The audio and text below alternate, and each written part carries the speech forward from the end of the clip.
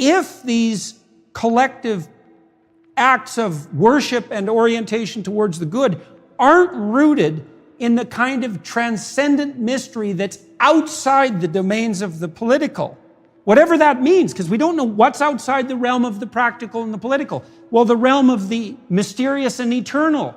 And to the degree, when I go to Orthodox Christian ceremonies, I think I'm probably most at home there, I would say, because all of it's ancient and all of it's liturgical and musical, and there's no propaganda. And it's such a relief. You know, and you and I went to David Byrne in New York, remember? And that was a pretty good show. And it got transcendent because Byrne's quite the musician. And then right in the middle of it, there was a piece devoted to woke propaganda. And it just blew the entire atmosphere. And you think, well, you have to be aiming at something transcendent and eternal and that contains the infinite in the finite. And why wouldn't that be incomprehensibly weird? And isn't it possible that the emphasis on phenomena like the virgin birth and the death and the resurrection and the word at the beginning of time and the sacrifice of the lamb aren't all part of that language that nails down the finite to the infinite in a way that isn't amenable to the mere disruption of reason? Like music isn't amenable to the mere disruption of reason. It's got to be something like that, because look what we do in the cathedrals. They're stunningly beautiful. They take hundreds of years to build. They're full of music. They're full of strange practices and Gothic symbolism and death. And it's very uncanny and strange, but it's not trivial. I don't think any of us think it's trivial. By the way, your mention of the Orthodox, because there is always this feeling, particularly in Christianity, that the closer you can get to the beginning, the more true it must be.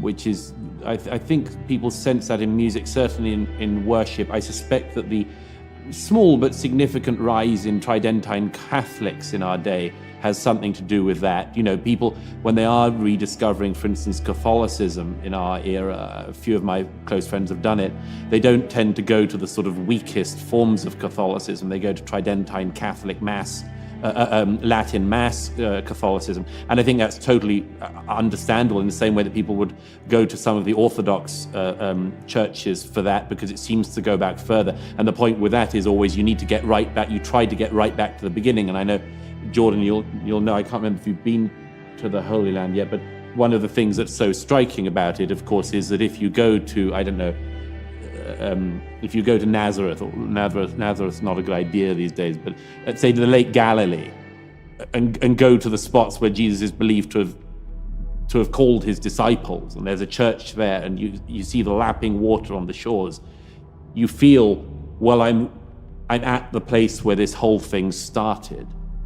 And that's worth thinking about, and that's worth dwelling upon. Well, that's a very old idea too, that's what a baptism is. It's a return to the cosmogonic chaos that preceded existence. And there is this notion that's very well developed mythologically, that in order to revivify ourselves in the face of the continual catastrophe of life, we have to return to the origin and wash away all the stains of life so that we can reemerge and forge forward. And some of that's dramatized in baptism and the cleansing that's associated with that, but it's also the pattern for something like confession and then expiation and atonement. And confession is nothing more than a listing of those things about yourself that you know you should shed and get rid of, in the desire to return to something like a more pristine original state.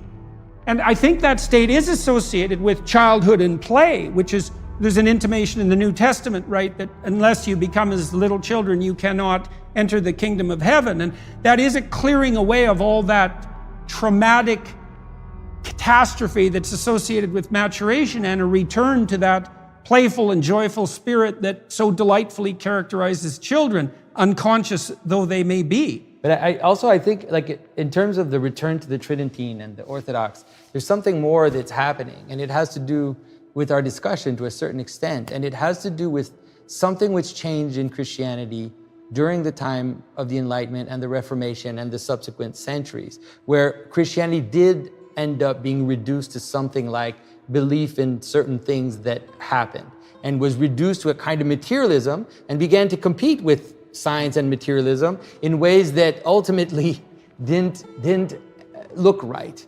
And so if you look now back at the ancient Christianity, and I entered the Orthodox faith because I read the ancient mystics and I read the ancient Christians, and I could read a 7th century saint and realize that what they're talking about does not in any way compete with whatever, scientific theory someone discovers or talks about. And that is reflected in the very way that we worship. That we don't have an hour and a half sermons, and we don't have the same type of moralization that you'll find in modern churches, but it is rather this kind of cosmic dance, this kind of cosmic participation in this act of gratitude and it really is something like a cosmic dance. You were trained as a modern artist, and you returned to the Okay, so that's a return to the origin, and you were trained as a postmodernist as well when you were an artist. So why did you return to the source, and what has that done for you? But it has to do with something like what we're talking about. Like postmodern art has become a kind of caricature where it is a comment upon a comment and upon a comment. It almost gets reduced to propositions and getting the joke and this type of inner language that is actually not connected to reality anymore. And so looking back in time, I realized that, wait a minute, traditional arts were arts of participation. They were arts of celebration of one's own world, whether it is your culture, your tribe, but ultimately a celebration of God. And I realized if I want to make something real, something that isn't just some strange comment upon something else. Something ironic. Yeah, something ironic and satirical. Then the only way to really get back to that is to engage in liturgical art.